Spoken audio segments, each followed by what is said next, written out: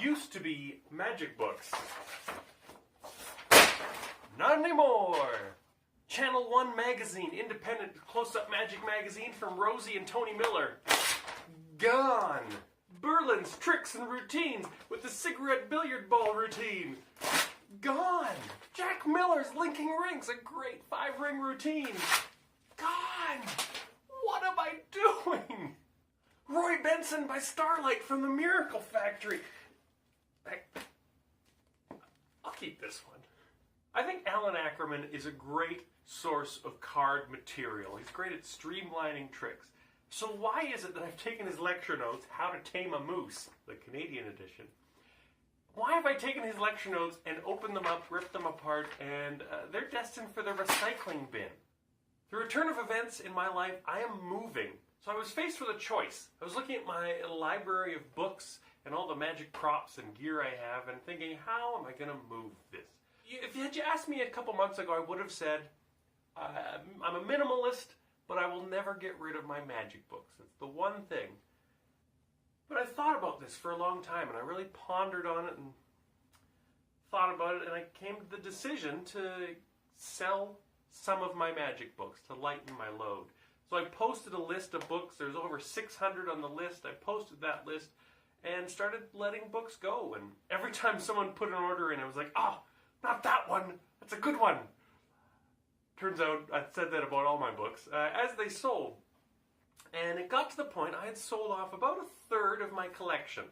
So I was looking for options of what to do with these hundreds of books I still had. And I came upon something that some people might consider drastic. Some people might consider blasphemy. I took all my magic books that I had left, boxed them up, and shipped them off to be destroyed.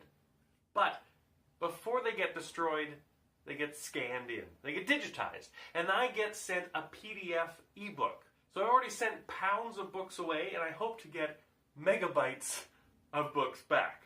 This has been a very personal decision for me. And I realized, looking at all this stuff I owned, all these books and all these props, they weren't making me a better magician. That's up to me. And it's not necessarily the tools I have at my disposal or in a cupboard or in a drawer that's helping that process along. It's more about hard work. And hard work requires focus. And the opposite of focus is distraction. So if I have all these books and all these things on my mind, I'm being pulled in a lot of different directions. There's certain books, for example, Roy Benson by Starlight. That's a big book. And inside this book is everything I could possibly need. I could be a great magician with only this book if I were to focus and study. So what benefit is having 500 more? 500 lifetimes of magic. Now obviously I'm keeping the ebooks and paying for that to be done because I do like to have the reference material and being able to go through and look things up, but it's less of a distraction, less of a weight on my life, both literally and figuratively. I've also got an entire bin of DVDs. I've put them into my computer and transferred them to video files, and now I can just throw out all these cases. Now this is a very personal process. I'm not saying you should go out and start destroying your library. But the other personal side of this that I wanted to touch on was the ethics involved in this. Because people out there might be saying, why did you destroy these? Why did you throw them out? You could have made the copy and kept them. Or given them away. And to me, that's not unethical and it's not legal. The way this works with copyright, if I have a DVD and I save it for myself on my computer and then, donate this or give it away, I've created now 2 copies in existence. But only one of those copies has been paid for. So Jeff McBride and L&L Publishing would only get paid for 1, but now there's 2 in existence. So you're in fact stealing a copy, even though you're giving it away. You're stealing it in order to give away. So if I make a copy that I'm keeping, I need to destroy the copy that I had. And that's important for me to make sure that I'm paying my due.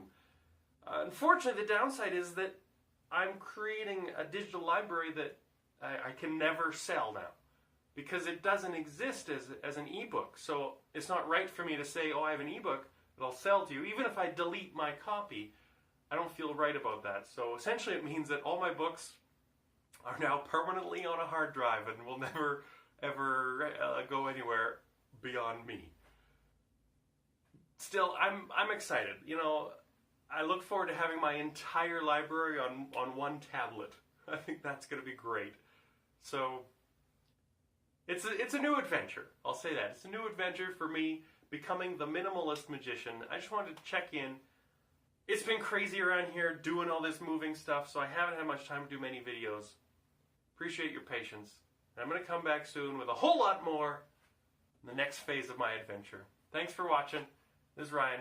I'll talk to you later.